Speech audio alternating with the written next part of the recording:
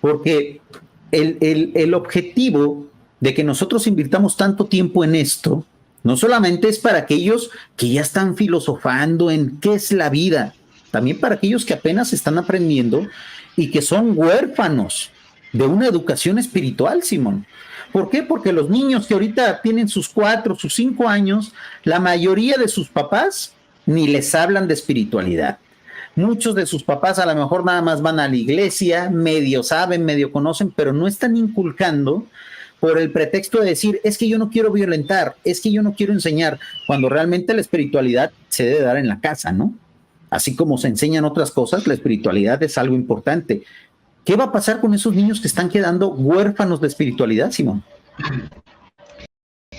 Mira, el tema de los niños es algo más complejo porque están esos dos extremos. El extremo de que no están expuestos a la formación espiritual o una vida dinámica que haya espiritualidad o por lo menos una religiosidad por parte de los padres. Y otro extremo es que hay padres religiosos que le inculcan a menos de 8 años a los niños una religión determinada y no tienen la capacidad de cuestionarla siquiera porque sienten que están atentando directamente a la jerarquía del padre.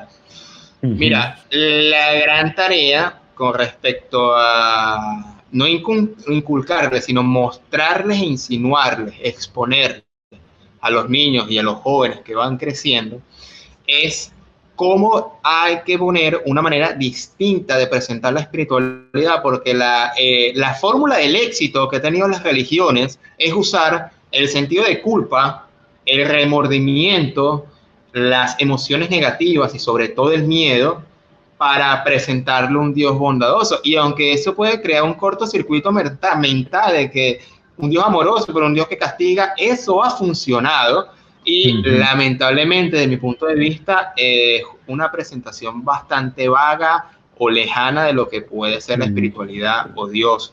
Entonces, claro, infundir métodos de miedo coercitivos para presentar una espiritualidad eran métodos de antes que no estoy de acuerdo como tal. Y claro, más allá de venir, toma, te voy a sentar y te voy a mostrar esta doctrina o esta religión, sino que ver y dar el propio ejemplo e incluso ver cuáles son los deseos de los niños realmente o de los jóvenes y ver que, mira, tú lo puedes alcanzar, pero a su vez eso no te va a hacer carente de también estar dentro de una búsqueda espiritual. Puedes llevar las dos búsquedas en paralelo y uno te va a alimentar o te va a dar más propósito de repente a tus deseos materiales meramente hechos, porque los jóvenes buscan dinero, buscan objetos materiales, buscan influencia, buscan poder.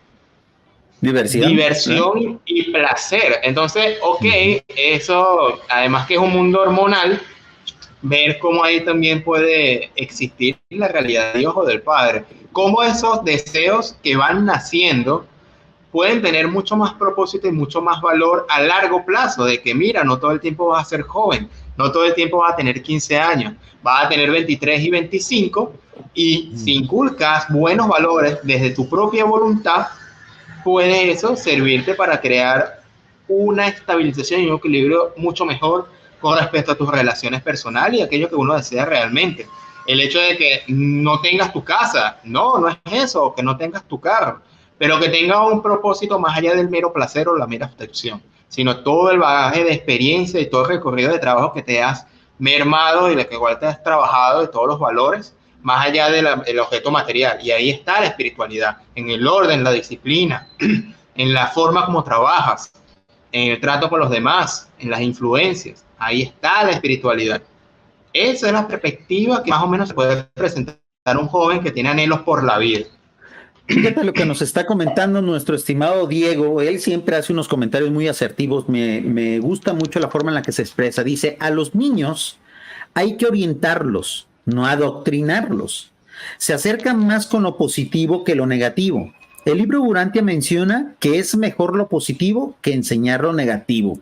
Coincidimos, ¿no, mi estimado Simón? Mira, acabas de traer un tema y qué bueno que estás aquí para yo poder preguntártelo, porque tengo mucho tiempo queriéndoselo preguntar a alguien de tu edad. Por cierto, ¿nos puedes decir tu edad, Simón? Si no es indiscreción. 24. 24 años. Perfecto, perfecto. Creo que es una muy buena oportunidad para mí hacer una pregunta a alguien como tú, que está sumergido en esto, que tiene sus proyectos, tus ideas.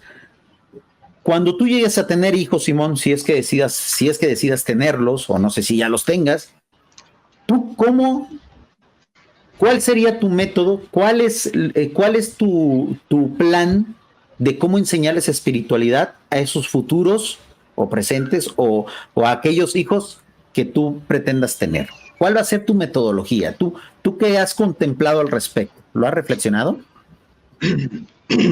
Mira, claro, la espiritualidad tiene varios niveles. El nivel que menos que yo le presentaría dentro de esta hipótesis que me está planteando de la paternidad es plantearlo a un nivel filosófico o intelectual. Eso que lo busques por su propia cuenta a los 15 años, a los 18, que se meta él por sí solo. Sería una espiritualidad práctica, o me estoy yendo más por ese punto, una espiritualidad de la naturaleza, una espiritualidad de conversación, una espiritualidad de valorar los pequeños esfuerzos, de una espiritualidad, algo incluso de meritocracia, de que no todo es regalado o no va a venir un milagro del cielo. Todos esos detalles que ya está incluso dentro de la enseñanza normal o estándar dentro de los padres, lo que se pretende inculcarle o enseñar a los niños, esa es la parte, o esa va a ser la raíz, los motores para que luego él mismo, con las dudas y su propia formación mental, pueda hacerse preguntas más profundas. Tengo una experiencia personal, el hecho de que yo leí Caballo de Troya desde los 13 años. Pero la idea, desde mi punto de vista, es no tener una gran amplia gama de información sin un vacío de experiencia. Precisamente este cúmulo de informaciones están para personas que ya han vivido la vida y tengan un marco, una realidad, una estructura, un paradigma dentro de su mente. Porque no puede ser posible, en este caso, para bien o para mal, me tocó a mí leer información desde muy joven y uno sin querer se crea una burbuja o una realidad que puede ser alterna o distinta a la vida real. Entonces uno crea ideales o idealismo y cuando choca con la realidad, cuando por ejemplo fui a la universidad, vaya, aquí nadie habla de Dios, aquí no se interesan por estos temas y fue el primer impacto para empezar a tener esos ajustes mentales. Entonces, es mi punto de mi experiencia, no presentarles gran bagaje de información si hay experiencia, porque cuando crezca va a chocarse con una realidad y es mejor presentarle la parte más práctica al inicio que solucione los problemas y desde el punto de vista de la autorrealización tiene una vida por delante para descubrir desde su propia experiencia personal lo que es Dios. El concepto que vamos a tener de Dios ahorita dentro de 50 años, cuando ese hijo va a crecer y sea adulto, va a ser ligeramente distinto, porque siempre la verdad es dinámica y avanza y tiene otras formas de vista. Y esto no se detiene, mi estimado Simón, no se detiene, bien lo acabas de decir. Me gusta muchísimo la respuesta, creo que es algo que podemos aplicar